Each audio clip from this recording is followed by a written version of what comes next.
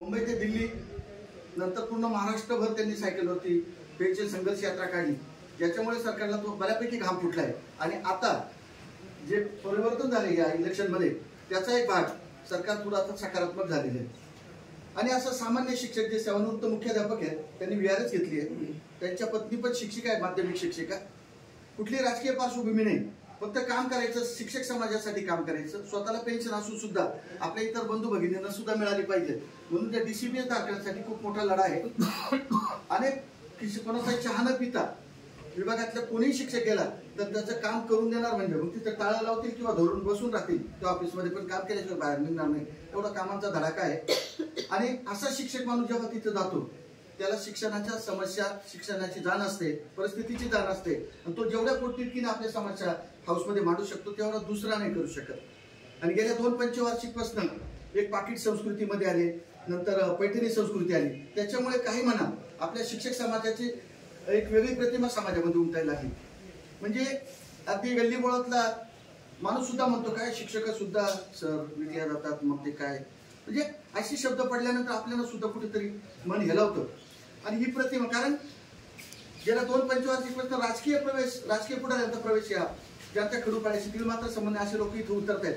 त्यांचा राजकीय हेतू असतो, राजकीय पाठबळ असतं, त्यांच्याकडे मॅन पॉवर मोठे असतो, पैसा असते, सुबत्ता असते, आणि त्या जीवावरती निवडणुकीच्या काळात फक्त आश्वासन देऊन 5 वर्ष गेले तर मग आपल्या हक्काचा माणूस कोणी उरत नाही। मग जर आपण निरीक्षण केलं तर या 21 उमेदवारांमध्ये त्यातल्या त्यात आपल्या खानदेशमधनं नाशिक, धुळे, जळगाव, नंदुरबार मधनं फक्त एकमेव शिक्षक माणूस जर असेल तर RD निकम आहे। आणि बाकी मग कत्रे सर ते 4थी वेळेस उभे राहिले नगरमधनं, तेही नाना बोरस त्यांनी वेगळा घरोबा केला, यांनी त्यांची मांडवली करून घेतली, तो काय असेल तो प्रश्न वेगळा।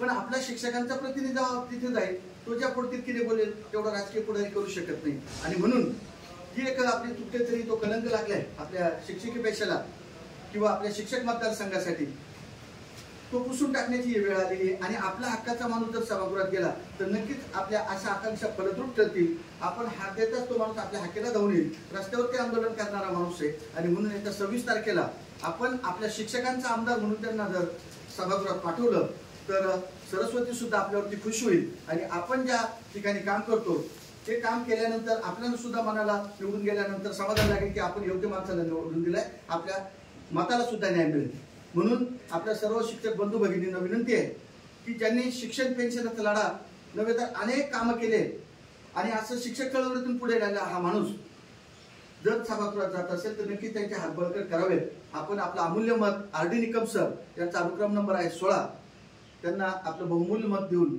आपल्या शिक्षकांचा प्रतिनिधी म्हणून RD निकम नसून आपण आमदार आहोत या भावनेने त्यांना मतदान करावं, आणि आपल्या हक्काचा माणूस तिथे पाठवा अशी कळकळीची विनंती। आदरणीय प्राचार्य महोदय आणि आपण सर्वजण, खरं तर शाळा सुटायची वेळ आली की मानसिकता नसते, तरी सुद्धा एका हाकेवरती आपण इथे आलात म्हणजे आपलं प्रशासन किती कोऑर्डिनेशन किती छान आहे।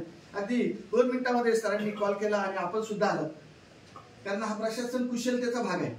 आणि एक आदर भाव पण तितकाच असतो आपल्या वरिष्ठांप्रती, आणि आपण खऱ्या अर्थाने इतकं सुंदर